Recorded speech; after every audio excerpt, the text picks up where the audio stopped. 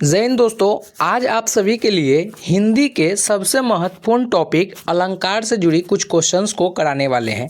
दोस्तों, यह क्लास आप सभी के लिए इतना महत्वपूर्ण है, यह क्लास अगर आप देख कर जाते हैं अपने एग्जामों में तो यकीन मानिए आपका जो है 4 से 5 क्वेश्चन लगभग छात्रों का यही रिव्यू है कि सर हर एक शिफ्ट में जो है बिहार डीएलएड के एग्जामों में जो है अलंकार से 5-6 क्वेश्चंस को पूछे जा रहे हैं। तो आज जो मैं आप सभी के लिए जो मेरे नोट्स हैं उसमें से आप सभी को मैं बताने वाला हूं, बहुत ही कम शब्दों में ट्रिक के माध्यम से आप जो है अलंकार को कैसे समझ सकते हैं वो सारी चीज़ें बताने वाला हूं। दोस्तों, इस चैनल पर पहली बार आए हैं तो इस चैनल को सब्सक्राइब अवश्य कर लीजिएगा। सबसे पहले अलंकार के बारे में पढ़ लेते हैं। मेरे दोस्त, अलंकार जो है वो 2 प्रकार के होते हैं, मुख्यतः 3 प्रकार के अलंकार होते हैं। आप लोगों को पढ़ना है सिर्फ और सिर्फ 2 अलंकार, मतलब एक शब्द अलंकार और एक अर्थ अलंकार। तो अर्थ अलंकार और शब्द अलंकार में 2 चीज़ें आप सभी को देखने को मिलेगा।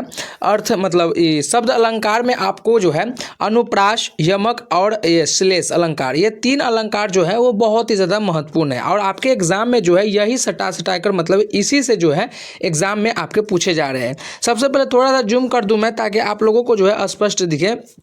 अनुप्रास अलंकार का मतलब समझ लीजिए। अनुप्रास अपने आप सभी क्या करेंगे, कॉपी में आप लोग लिखते रहेंगे।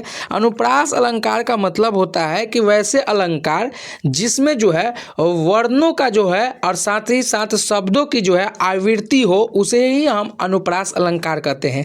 आवृत्ति मतलब दोहराना, वैसे अलंकार जिसमें जो है वर्ण और शब्द जो है ना लगातार दोहराए, उसे ही जो है अनुप्रास अलंकार कहते हैं। जैसे मान लीजिए, इसका एग्जाम्पल कैसे आप लोग पहचानेंगे, तो राजा राम पथ पर चली आई, तो इसमें देखेंगे कि राजा राम, इसमें वर्ण र का जो है ना र जो है लगातार वर्ण जो है यह दोहराए जा रहे हैं। तो यह आप लोग जो है आसानी से समझ जाएंगे कि अनुप्रास अलंकार का यह उदाहरण है। फिर से मैं एक और आप सभी को रिपीट करता हूं ताकि आप सभी को जो है अच्छे से समझ में आए। अनुप्रास अलंकार का मतलब होता है कि वैसे अलंकार जिसमें वर्ण जो है, वर्ण और शब्द जो है लगातार दोहराए, मतलब डबल मीनिंग में आए, मतलब एक वाक्य हो तो उसमें जो है 2 बार 3 बार वही शब्द का वर्ण जो है चेंज नहीं हो, वही चीज़ें जो है दोहराए जाए, उसी को जो है अनुप्रास अलंकार कहते हैं। जैसे राजा राम पथ पर चली आई जाई, तो यह सभी जो है ना यह अनुप्रास अलंकार का उदाहरण है। इतना करिएगा। इतना करने के बाद अगर आप अपने एग्जाम में जाएंगे अनुप्रास से पूछेगा, आप बना लीजिएगा। उसके बाद आपका क्या था, उसके बाद आपका था श्लेष अलंकार। यहाँ से भी क्वेश्चन को गर्दा पूछा जा रहा है। श्लेष अलंकार को कैसे आप लोग याद रखेंगे, वैसा शब्द जिसका अनेक अर्थ हो उसे ही जो है हम श्लेष अलंकार कहते हैं। वैसा शब्द जिसका अनेक अर्थ हो उसे जो है हम श्लेष अलंकार कहते हैं। इसका समझेंगे कैसे, देखिए श्लेष अलंकार में आप लोग देखेंगे कि उसमें जो है ना एक पर्यायवाची निकल कर आएगा। आप लोगों को याद रख लेना है, श्लेष अलंकार में जो है आपका पर्यायवाची का मतलब होगा, मतलब आपको एक वाक्य दिया रहेगा, उसमें देखना है कि कौन सा वाक्य का जो है ना मीनिंग जो है अनेक मीनिंग हो सकता है। जैसे आप लोगों को पता है नभ मतलब क्या होता है, आकाश, तो यहाँ पर डबल मीनिंग दिया रहेगा, तो आप समझ जाएंगे कि यहाँ पर जो है ना आपको जो है आपका जो है ये श्लेष अलंकार का उदाहरण है। जैसे आप एग्जाम्पल के माध्यम से समझेंगे, क्योंकि यह एग्जाम्पल बहुत ही ज़्यादा जरूरी है।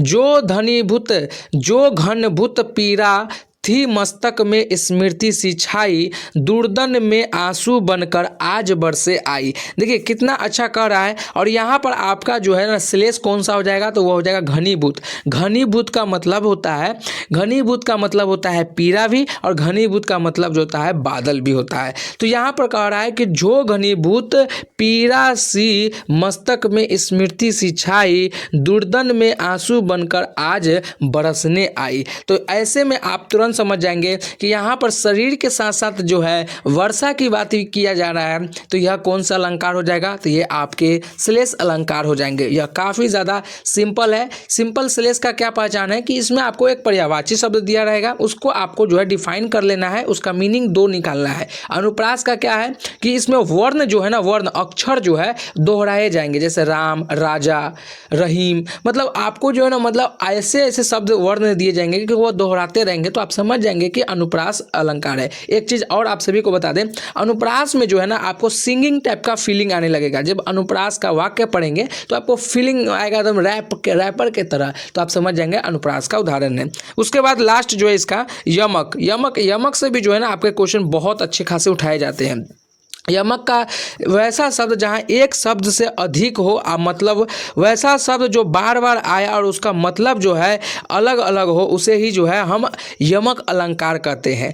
यमक अलंकार का मतलब है कि अगर आपके वाक्य दिए रहें तो वैसा शब्द जिसमें बार बार आए और उसका मतलब जो है वो अलग अलग हो। जैसे एग्जाम्पल के माध्यम से समझेंगे, सजना है मुझे सजना के लिए, सजना है मुझे सजना के लिए। तो यहाँ पर आप देखेंगे कि सजना है तो ये आपके दुल्हन की बात हो गया, हस्बैंड की बात हो गया। और एक सजना मतलब आप अपने जो है मतलब ये दुल्हन के तरफ कैसे सजाया जाता है, मतलब एक औरत जो है, मतलब एक महिला जो है वो अपने सजने के लिए जो जितने मतलब साड़ी पहनना, मतलब आभूषण पहनना, तो वो सजना मतलब एक बनावट, और एक सजना मतलब हस्बैंड पति की बात किया जा रहा है। तो यमक अलंकार का आप उदाहरण समझेंगे कि कोई भी वाक्य में अगर डबल मीनिंग हो, मतलब शब्द एक हो और मीनिंग डबल हो, समझ जाइएगा वो यमक का है। और वैसे शब्द जिसमें शब्द अनेक हो लेकिन उसका मतलब एक शब्द हो और अनेक मीनिंग हो, तो समझ जाइएगा श्लेष का। और अनुप्रास का मतलब होगा कि वैसे अनुप्रास जिसमें अलंकार जो है ना, अलंकार वर्ण जो है सिर्फ लगातार दोहराया जाए, तो अनुप्रास का उदाहरण है।